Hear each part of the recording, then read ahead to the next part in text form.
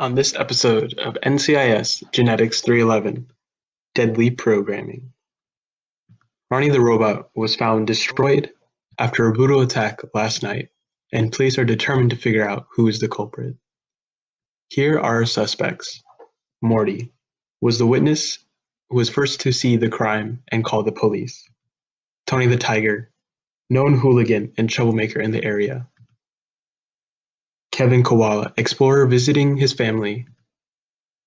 Peter Panda, local karate master, very respected. Beatrice Bear was with her daughter walking home that night. Betty Bear, daughter of Beatrice Bear. And Yoda, returning home after defeating Sith Lords. A piece of hair was found at the crime scene. This is important as investigators are not able to extract DNA from the hair, amplify it via PCR, and perform gel electrophoresis. This is important as we can map out the allele lens found on two different loci. We can perform the same process to our suspects and see whose DNA fingerprint matches that of the hair strand, and that will most likely mean that that hair belonged to that individual. So looking at our gel electrophoresis, we look across at our hair strand and we look down to see who matches at what length. We see that we have three suspects who match the hair strand fingerprint perfectly. Kevin Koala, Peter Panda, and Betty Bear. More importantly, we can exclude Morty, Tony Tiger, Beatrice Bear, and Yoda as owners of this hair, as they do not match the fingerprint of the hair strand, DNA fingerprint of the hair strand.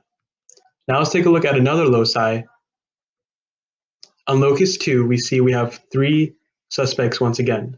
Tony Tiger, Peter Panda, and Yoda.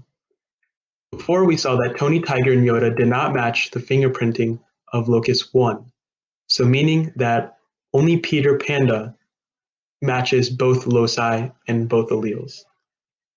So this suggests that Peter Panda was at the crime scene, but we are not sure if he performed this heinous act.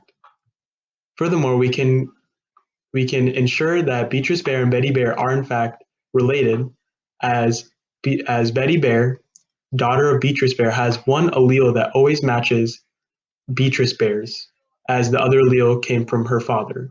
We can see this in locus 1 and in locus 2.